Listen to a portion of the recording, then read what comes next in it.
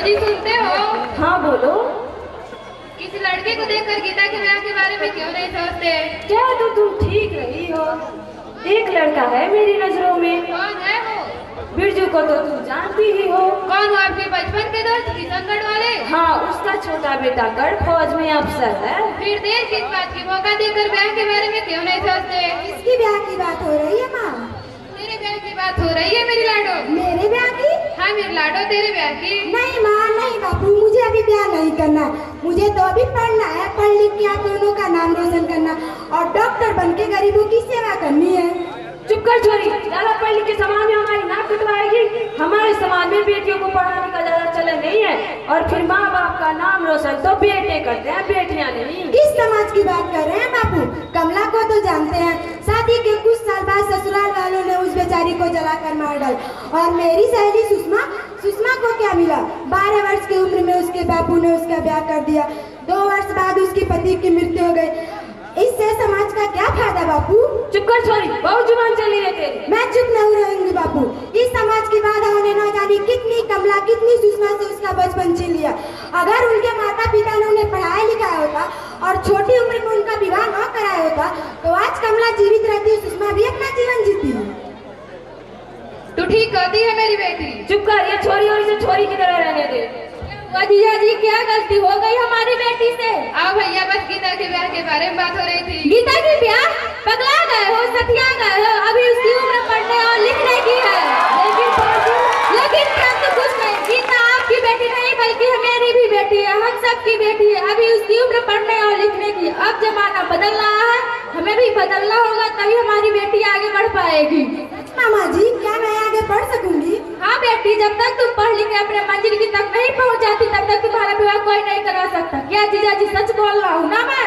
बिल्कुल नहीं, ये 10वीं कक्षा तक पढ़ चुकी है और गांव में इसके बराबर कोई भी लड़की नहीं पढ़ी है। लड़कियां बड़े होकर चूल्हा चौका संभालती है, यही हमारे गांव की परंपरा है। बड़ी मुश्किल से पाई करके इसके ब्याह के लिए पैसे इकट्ठे किए थे। तुम चाहते हो कि ये पैसे मैं इसके पढ़ाई में खर्च करूँ? ऐसा कभी नहीं होगा। ठीक है जीजा जी, अब मैं इसके सपने पूरे करूंगा। अब मैं इसे पढ़ाऊंगा, आज से मेरी जिम्मेदारी है। माँ जा मेरी बच्ची, अपने सपने पूरे कर ले।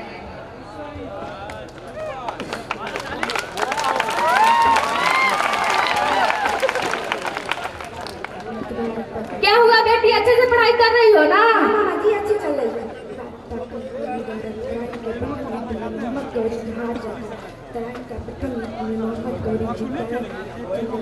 क्या हुआ बेटा, अच्छी से पढ़ाई कर रही हो ना? हाँ मामा जी अच्छी चल रही है।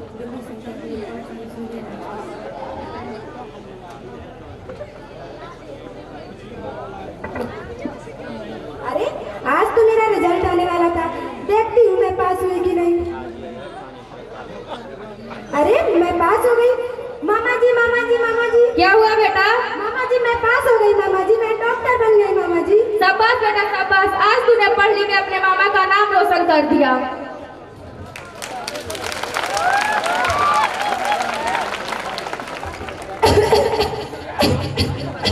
क्या हुआ जी, क्या हुआ है आपको? लग रहा है मैं जिंदा नहीं बचूंगा। क्यों ऐसा कर रहे? चलिए मैं आपको अस्पताल लेकर चलती हूँ।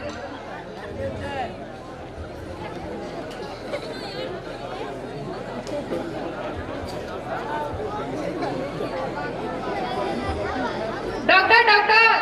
क्या हुआ? देखिए ना, मेरे पति की तबीयत खराब हो गई है।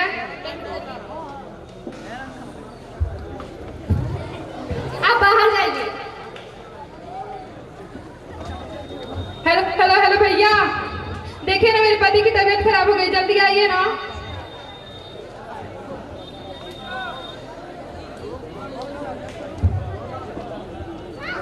डॉक्टर डॉक्टर, क्या हुआ? पेशेंट आए हैं। चलो मैं देखती हूँ।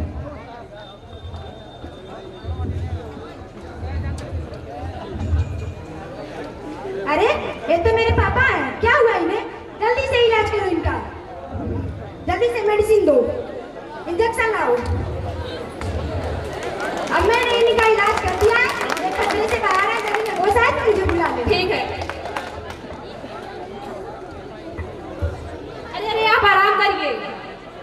मेरी पत्नी कहाँ है? उसे बुलाओ। ठीक है। पेशेंट को होश आ गया। ठीक है। क्या हुआ जी, कैसे हैं आप? हम ठीक हैं। क्या हुआ जीजा जी, अब आप ठीक है ना? हाँ हम ठीक हैं। ये बताओ कि हमारी जान किसने बचाई? हम उससे मिलना चाहते हैं। बुलाओ उसे। वो आपकी बेटी आज पढ़ लिख कर डॉक्टर बन गई है, उसी ने आपकी जान बचाई है। क्या मेरी बेटी डॉक्टर बन गई? हाँ। मुझे उससे मिलना है, जल्दी बुलाओ उसे। डॉक्टर डॉक्टर, क्या हुआ? पेशेंट को होश आ गया। चलो।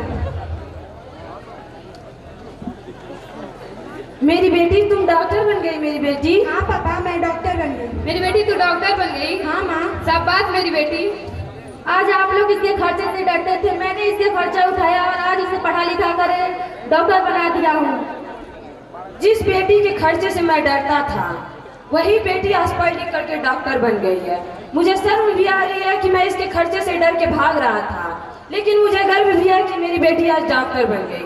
लेकिन आप लोग ऐसा मत करिएगा अपनी बेटी के साथ। आप लोग इन्हें पढ़ाइएगा, लिखाइएगा, इनके सपने पूरे कीजिएगा, यही मेरी आपसे विनती है। एक छोटी सी कविता सुनाना चाहते हैं, आपको पसंद हो तो सुन लीजिए। जून की दोपहर थी, सूरज से आग की किरणें निकल रही थी।